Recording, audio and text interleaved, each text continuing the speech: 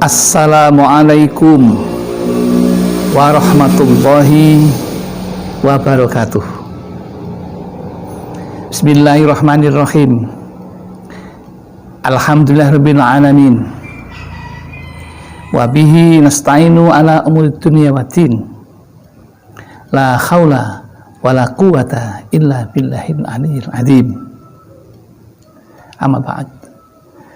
Jamaah Al-Fatih Channel yang dirahmati oleh Allah. Pertama, mari kita bersama untuk selalu bersyukur kepada Allah Subhanahu wa Ta'ala yang telah melimpahkan rahmat dan nikmatnya kepada kita, sehingga pada kesempatan yang baik ini kita dapat berjumpa dengan selamat tanpa halangan suatu apapun. Mari kita syukuri dengan membaca kalimat tahmid, alhamdulillahirabbil alamin. Sholawat dan salam semoga tercurah keharibaan Nabi Muhammad SAW, Nabi yang kita nantikan syafaatul uzmanya ketika di dunia dan di akhirat nanti. Selanjutnya izinkan kami untuk menemui saudara-saudaraku sekedar untuk berbagi ilmu dan dengan harapan mudah-mudahan bermanfaat bagi kita semuanya, dengan judul keutamaan sholawat bil qulub. Apa itu sholawat bil qulub itu? Sholawat ini disampaikan oleh Syekh Ad-Dardil. Beliau dijuluki sebagai Abu Barokah atau bapaknya keberkahan, karena beliau doa-doanya dikabulkan oleh Tuhan. Maka kita ingin juga litabaruk, mengalap berkah, ya, mengharapkan berkahnya, ya. Terus bunyi seperti apa ya? Bunyi sholawat bil qulub itu sebagai berikut. Allahumma sholli ala sayyidina Muhammadin tibil qulubi wa dawaiha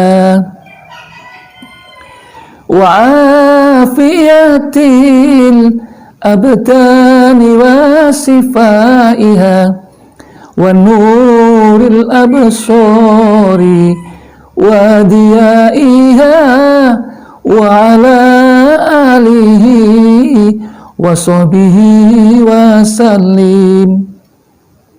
Itu bunyinya seperti itu, yang artinya sebagai berikut.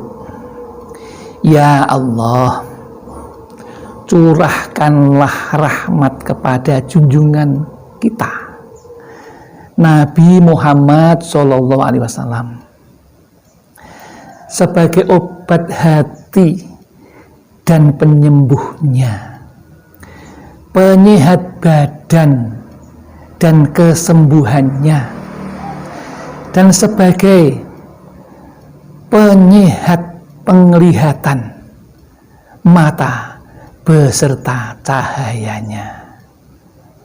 Semoga Allah melimpahkan rahmat kepada keluarga dan sahabat-sahabatnya. Itu kurang lebih artinya seperti itu. Kemudian fadilahnya seperti apa? Keutamaannya untuk apa? Keutamaannya adalah yang pertama, mengobati dan menyembuhkan berbagai penyakit lahir dan batin.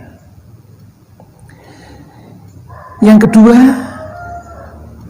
memberi pengaruh kesehatan yang baik bagi para pengamalnya. Yang ketiga, keutamanya adalah menenangkan hati dan pikiran. Ini penting karena ini akan menghilangkan rasa stres. Dan hidup bahagia itu intinya adalah ketika hati kita tenang. Kemudian yang keempat, keutamaannya adalah terhindar dari wabah penyakit. Mudah-mudahan di saat yang penuh dengan wabah corona ini, kita dianjurkan untuk selalu membaca sholawat ini sebanyak-banyaknya. Untuk meminta perlindungan agar kita terhindar dari penyakit ini.